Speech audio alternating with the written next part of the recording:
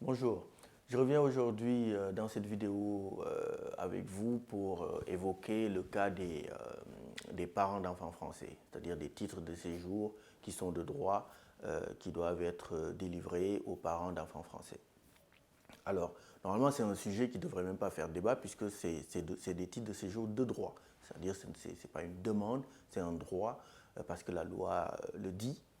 Lorsque vous êtes parent d'un enfant français, vous avez droit à un titre de séjour. Alors, euh, dans la loi, on précise également si vous contribuez à l'entretien, à l'éducation de votre enfant. Alors, pourquoi on évoque ce sujet? Parce qu'il y a énormément de difficultés parfois, de plus en plus, dans ce type de dossier, alors que normalement, ça ne devrait pas être le cas. Alors, pour dédouaner un peu la préfecture, c'est parce qu'effectivement, il y a énormément de fraude aussi. Il y a des gens qui, par le passé, ont usé de ce droit-là en détournant cette procédure, c'est-à-dire en reconnaissant frauduleusement des enfants d'un côté comme de l'autre, quoi.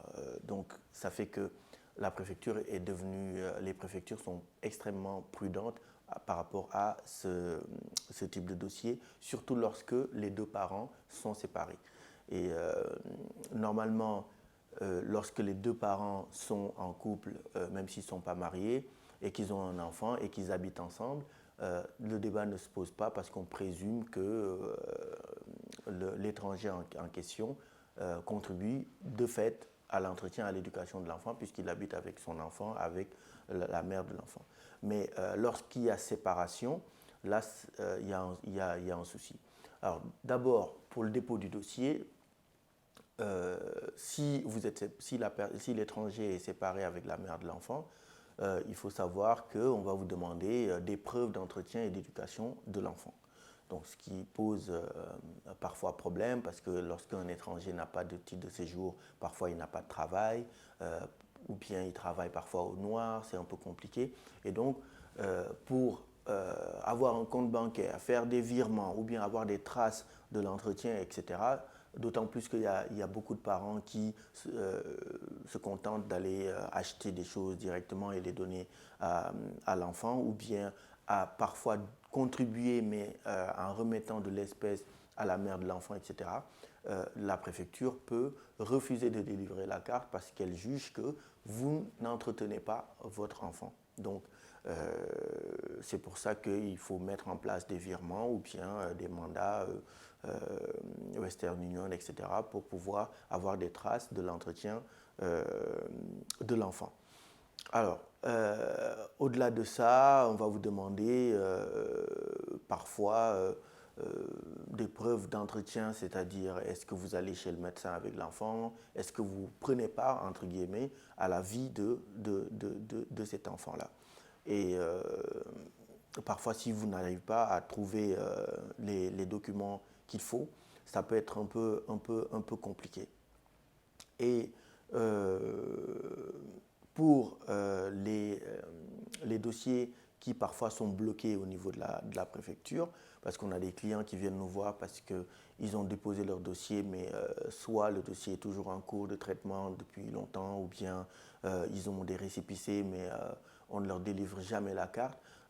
Ça peut être justifié par le fait que parfois il y a une enquête administrative, ou même parfois ça peut aller jusqu'au pénal, pour effectivement vérifier est-ce que vous êtes réellement le père, est-ce qu'il n'y a pas une fraude, est-ce qu'il n'y a pas une reconnaissance frauduleuse. Donc il y a toujours une suspicion lorsque vous venez en disant je demande un titre de séjour, je suis le père d'un tel, je l'ai reconnu, etc., etc. Donc surtout lorsque vous ne vivez pas avec le père ou la mère de l'enfant, ce qui fait qu'il y a toujours cette suspicion de dire bon, vous n'êtes pas réellement le père. Et donc, en attendant, il y a des préfectures qui peuvent vous délivrer des récépissés de 3 mois, 3 mois, 3 mois, le temps de faire la lumière dans ça s'il y a des suspicions. Donc, il faut savoir que nous, on a eu des clients parfois qui ont eu 3 ans de récépissé, c'est-à-dire chaque 3 mois, ils allaient à la préfecture, on leur délivrait un récépissé, ce qui n'est pas du tout normal, alors qu'il n'y avait même pas d'enquête et tout, c'est juste qu'il y avait des suspicions.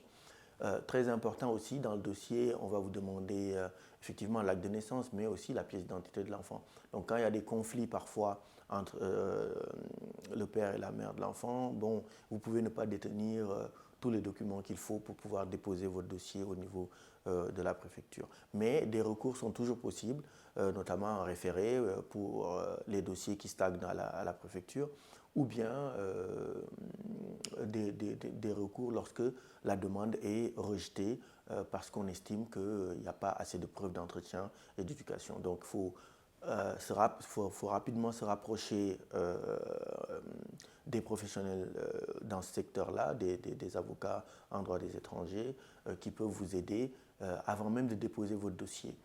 Parce qu'il y a beaucoup de gens qui vont déposer le dossier qui n'est pas bien fait, etc.